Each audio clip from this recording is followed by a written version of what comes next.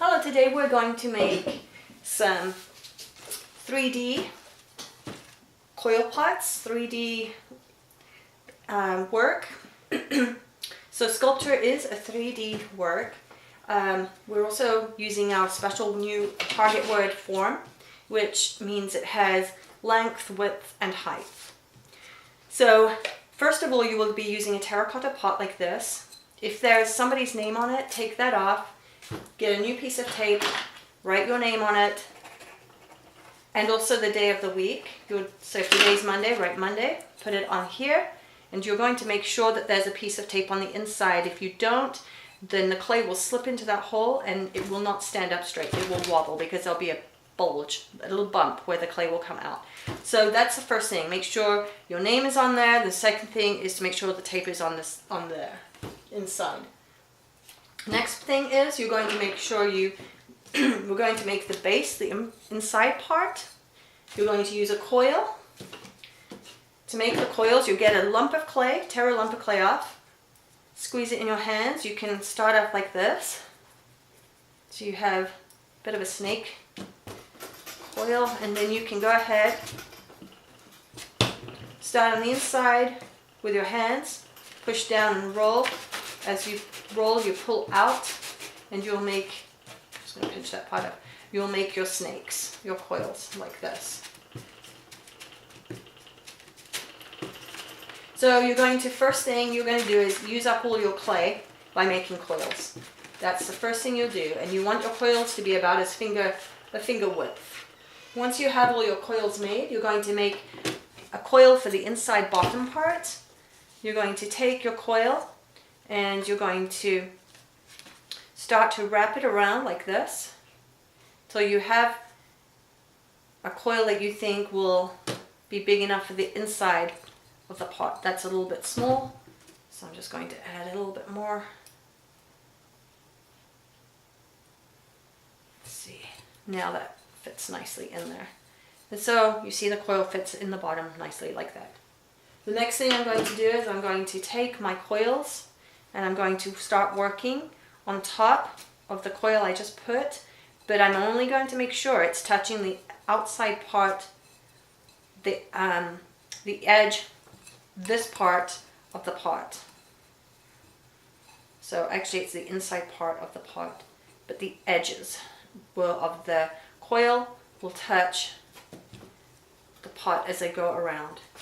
When you finished with a coil, you just pick another coil up and you start to work around on the inside of the pot with that coil too. Now something you can do with these pots is you can make little coils like this. Just like you made the bottom part, you can coil it around and around and around.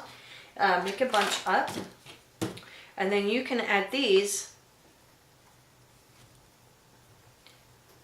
into your pot. Just sit them on top of your coil that's already in there. You'll need to make enough to go all the way around. My clay is starting to get a bit dry. So I'll make another coil right here. Make sure that's pushed up against the pot.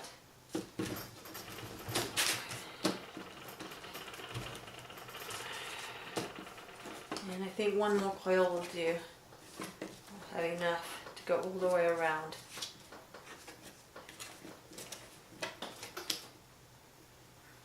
My pot, yeah, there we go. Might have to squish it in there. Okay. Actually, you could leave it like that. You could add one more coil going around the top. You just don't want to not work above the pot. So I'm just adding that one more coil like that. This is the next very, very important part. You're going to reach down with your fingers and you're actually going to scrape the clay so that the sides are smooth. You want all of your sides to be smooth. You can push down from the top a little bit if you want. But one of the really, really important parts too is that you have to get that bottom part, the base right here, scraped all the way up, because sometimes what has happened is that these bases, the coil in the bottom, separates from the rest of the coils, and then you have either a very, very short coil part or you have to glue it, and then you can't glaze it. So you scrape all the way around like this, pulling your hands, going around as you go, working around, scraping that clay, making sure there's no gaps. Once you've done that, you're finished.